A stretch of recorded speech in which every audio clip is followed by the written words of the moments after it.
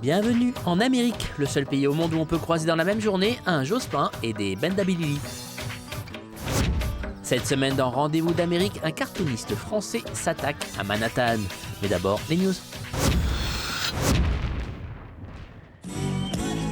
Des rues de Kinshasa à Hollywood Boulevard, tel est le destin d'un documentaire vraiment pas comme les autres.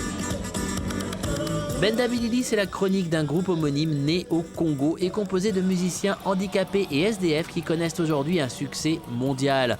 Un documentaire dont la première projection a eu lieu à Cannes et qui a fait le tour du monde des festivals avant de sortir partout en salle. C'est justement pour accompagner la sortie américaine du film que son co-réalisateur Florent Delatulaye avait fait le voyage jusqu'à Los Angeles pour une première à l'Egyptian Theatre, un magnifique cinéma hollywoodien. Les Bendabilili à Hollywood, finalement pas si illogique selon le réalisateur. Le film suit une sorte de scénario hollywoodien puisque c'est l'histoire d'une success story. Alors c'est sûr que c'est vrai que les Américains aiment bien les success stories, mais je crois que tout le monde les aime parce que l'histoire des Bendabilili, c'est l'histoire d'un succès vraiment avec des gens à la base qui n'avaient vraiment absolument rien pour sortir. Ils additionnaient tous les handicaps, très pauvres, homeless, handicapés par la polio. Donc c'est incroyable que maintenant ils tournent dans le monde entier, donc c'est sûr que ça marche. Bendabilili est actuellement en salle dans les plus grandes villes américaines.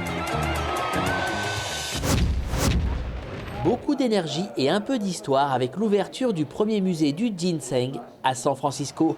Un événement qui a attiré beaucoup de médias chinois, forcément c'est surtout la Chine qui consomme cette racine pour sa médecine, mais on pouvait aussi noter une présence française avec notamment le consul de France à San Francisco. En fait, ce sont les Français qui ont découvert le ginseng en Amérique. Le père Lafitau, un jésuite, s'est rendu compte que les Indiens avec qui il vivait cultivaient la même racine que les Chinois. He was the first man who had hypothesized that the Native Americans could have come from Siberia, putting their panax ginseng seeds into their pocket and distributed them there. And now the scientific community accepted that perhaps, you know, the Native American Indians actually came from China during the Ice Age.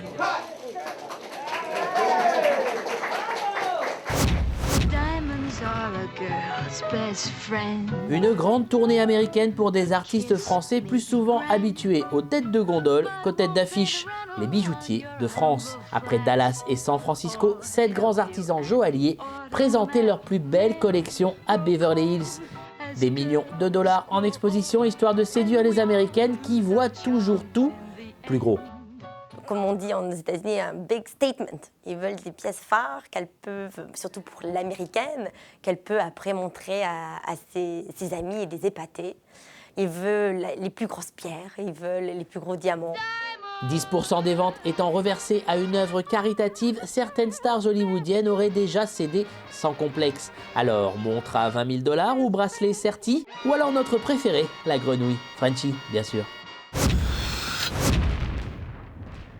Viens petite fille dans mon comic strip. À New York, rendez-vous avec un Français qui a peut-être lu un peu trop de BD de super-héros. Plus fort que Superman, Manu Le Touzé est dessinateur la nuit et employé des Nations Unies le jour. Ah, ça c'était un peu mon Lionel Jospin. Il dessine en français pour le site Rue 89, mais aussi en anglais. La différence que je ressens, c'est que je ne traite pas moi-même des mêmes sujets dans les deux langues. C'est-à-dire qu'en français, c'est plutôt plus politique.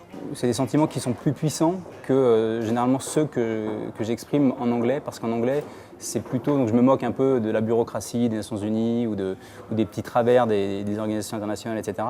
Et donc là, c'est plutôt de la frustration ou un peu de la moquerie. Agrandi spécialement pour l'occasion, ces dessins ont même eu l'honneur d'une exposition dans une galerie de Brooklyn. Petite visite de ses œuvres préférées par l'artiste himself. Bon, alors il y a celle-là qui me fait rire. En fait, c'est juste la couverture d'une série que je veux faire donc sur une civilisation que j'appellerais les Ikeans.